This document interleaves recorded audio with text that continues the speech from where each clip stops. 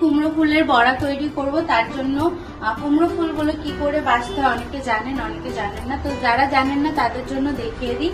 এই যে মাঝখানে একটা এরকম টাইপের থাকে, আমি অলরেডি আগেই ছাড়িয়ে নিয়েছি। তো এটা এরকম তুললেই জাস্ট হালকা করে তুললেই বার হয়ে চলে আসে। তো এটা ছাড়িয়ে নেবো আর এইগুলো একটু পরিষ্কার করে নেব। আর কুমড়ো ফুলগুলো আমি নুন জলে ডুবিয়ে রেখেছিলাম কিছুক্ষণ। এরকম ছাড়িয়ে নিয়ে রেডি করে নিচ্ছি।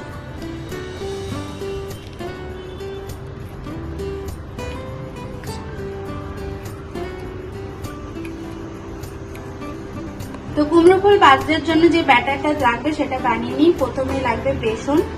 তো বেসন নিয়ে নিচ্ছি। তো 3 চামচ মতন বেসন নিয়ে নেব। আর নিয়ে নেব চালের গুঁড়ো। এটাও 3-4 চামচ মতো নিয়ে নেবো। চালের গুঁড়োটা ইউজ করছি এই কারণে যাতে পকোড়াটা একটু মুচমুচে হয়, বড়াটা।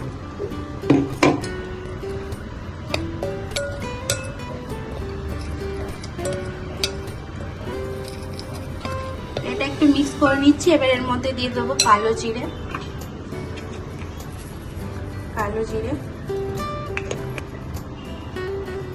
নুন,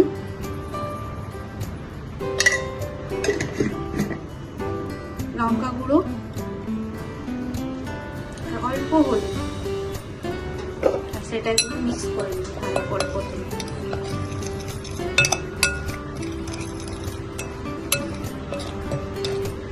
এবার জল দিয়ে এটাকে গুলবো। এটা আমি হাতেই গুলবো, তো গোলাটা ভালো হবে ব্যাটারটা। তো জল দিয়ে দিচ্ছি, দিয়ে হাত দিয়ে মিক্স করবো।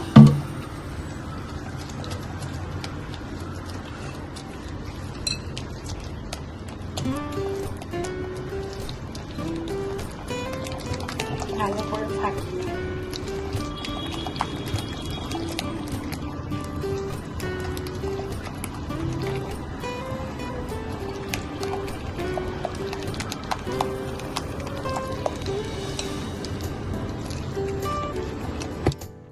তো বন্ধুরা, এই যে ব্যাটারটা আমি পুরো তৈরি করে নিয়েছি। এর মধ্যে এবার আমি একটু গরম তেল দিয়ে দেবো। তেলটা দেওয়ার কারণ এটাই হচ্ছে তেল চিটের ভাবটা হবে না বড়ার মধ্যে, আর একটা ক্রিপসি ভাব আসবে, ভালো লাগবে খেতে। তার জন্য একটু গরম তেল হালকা করে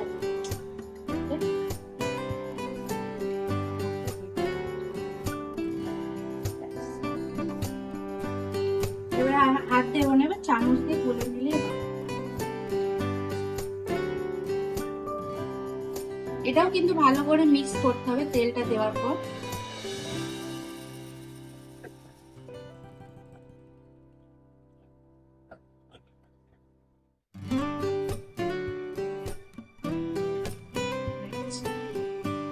এবার একটা একটা করে বড়া আমি এর মধ্যে ডিপ করে হাত দিয়ে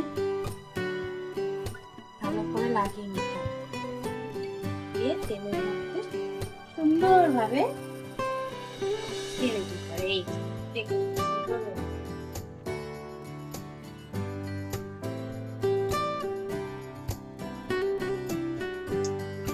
আর একটা করে নিচ্ছি ওরকম ভাবে।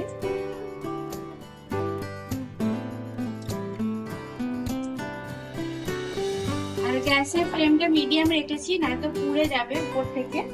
তো ফ্লেমটা কম রেখেছি এই কারণে সুন্দরভাবে ভাজাটা হবে, না হলে উপর থেকে পুড়ে যাবে আর খেতে ভালো লাগবে।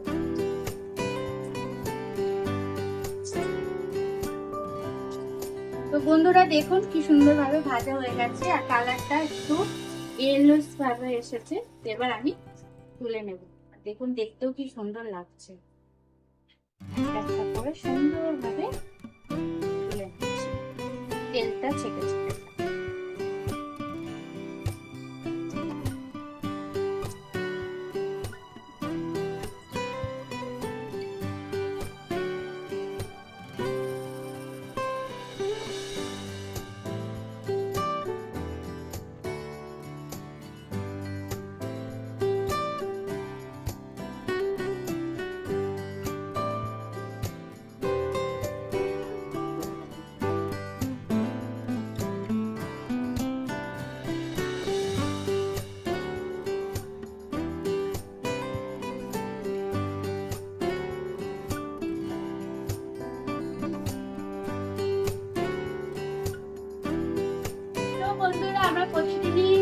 নতুন রেসিপি আপনাদের সামনে নিয়ে আসছি।